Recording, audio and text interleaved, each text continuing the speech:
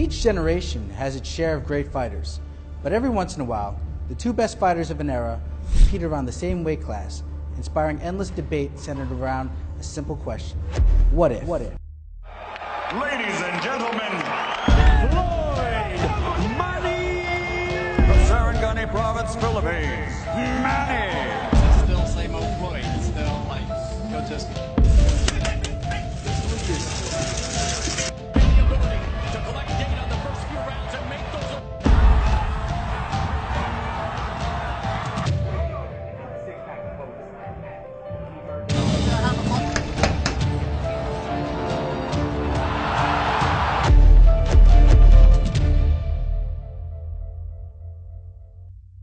Time is important here. The 1970s had its Battle of the Titans when Muhammad Ali and Joe Frazier first met as undefeated heavyweight champions in their fight of the century. Then in the 80s, the flashy Sugar Ray Leonard returned from retirement to outpoint Marvin Hagler in one of the most hotly debated decisions in boxing history. Hagler's banging to the body, Tim. And now in 2015, two fighters who defined the last decade of boxing will collide when Floyd Mayweather Jr. and Manny Pacquiao meet on May 2nd at the MGM Grand in Las Vegas. And here we are now. It was 5 years in the making, and with just days remaining before fight night, the anticipation is palpable.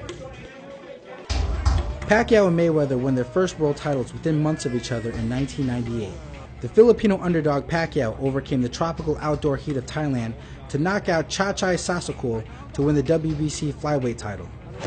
Months earlier, the American Olympic standout Mayweather outclassed Gennaro Hernandez under the bright lights of Las Vegas to win a championship at 130 pounds. Floyd comes back with a 1, 2, 3, 4, 5, 6. Six-punch combination. Only the most imaginative of boxing observers could have imagined these two coming together, at least until Mayweather's brief retirement in 2007. Whoa! And now Mayweather near the edge. While Mayweather was pursuing ventures outside the ring, Floyd faced the red light with a Spice Girl, Mel B. Pacquiao was ascending the scales, collecting belts at 135, 140, and 147 pounds. When Mayweather returned to the ring in 2009, the question was raised: was he still the best fighter in the world? Oh, right hand. That was a big shot from Mayweather. Immediately, the drum began to beat for a meeting between the two. They were polar opposites, linked only by their greatness in the ring. Lalaban ako sa mundo, dala ang pangalan mo. Pacquiao, a crowd-pleasing slugger who wears his heart on his sleeve, he carries the image of national hero in his native Philippines and assumes the role of the good guy. The cerebral, calculating Mayweather, whose defined independence and legal issues often find himself at odds with fans and society. A natural antagonist creating a perfect storm for a rival. For more insight into the fight, Rappler speaks with former Ring Magazine correspondent Mike Coppinger and Manila-based boxing commentator Michael Choso. And, you know, the thing where he was waving his money with the military guys and just this braggadocious mindset. Just the way he acts, it's in total contrast to Pacquiao, who acts as a humble guy on the outside and someone who's very charitable and fights for his country. Skill-wise, I think Mayweather has it. He is very athletic. He's a natural. When I say natural, I don't think you even have to teach him. But when he started off very young, 9 years old, in the gym and all that, no? And we know that a lot of people have said, if you want to learn boxing, you watch Floyd, right? Manny has learned it himself. I think all the things that he's been doing is like, as we call it in piano, widow.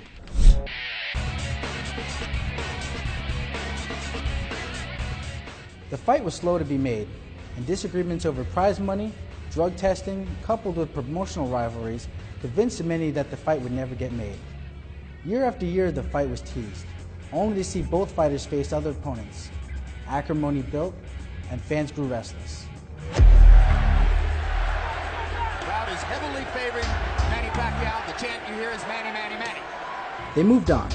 Pacquiao lost a controversial decision to Timothy Bradley, who was knocked out by Juan Manuel Marquez in 2012. And that's another knockdown. And will he get up? He's not getting up, Jim. He's not getting up, Jim. No, he's been knocked out. Mayweather left HBO to join rival network Showtime, setting pay-per-view records with his 2013 fight against Canelo Alvarez.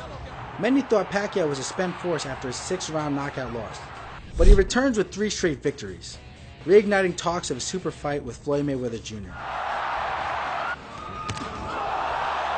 After Pacquiao dominated Chris Algieri this past November in Macau and called out his rival by name, the prospect of the fight happening became real again. You know, I'm looking forward to like a really good fight, probably a better fight than it would have been 5 years ago when they were at their peak, their peaks and height of their powers. Simply because Mayweather's, his legs aren't what they used to be, and I think it could actually be in Pacquiao's favor now. I had a feeling that it was going to happen because it was the first time that Manny actually said it himself. He kept on deferring that to Bob over the past 5 years. That way manager handled it. But it was the first time he actually came out and called Floyd by name. Talks, as they had been in the past, were complicated. It required the involvement of the highest authorities at HBO and Showtime's parent company CBS to close the deal. 5 years of disappointment ended with one post from Mayweather on the Shots app, beginning a second countdown, one with a quantifiable end date.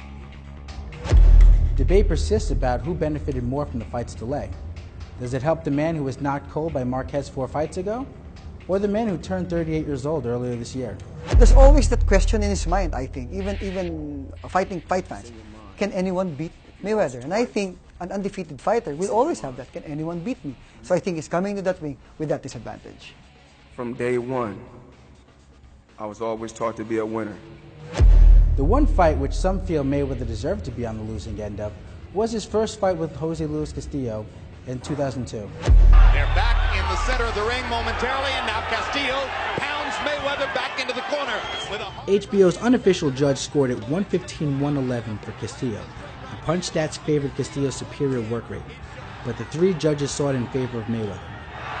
Now we have a hold on. A rematch later that year vindicated Mayweather, as he won a clear verdict.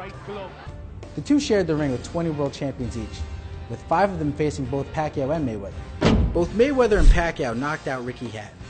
They both hold clear victories over Miguel Cotto, Oscar De La Hoya, and Shane Mosley. The only difference? Pacquiao stopped Cotto and De La Hoya.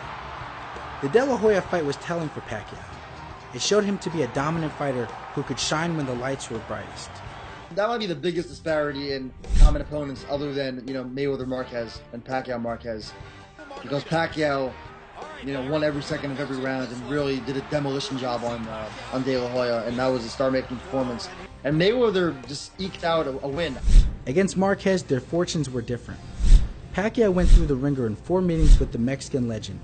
Mayweather's speed and agility were too much for Marquez, resulting in a one-sided victory for Mayweather. I don't think Marquez even won a round. I think only one judge gave him 1 round.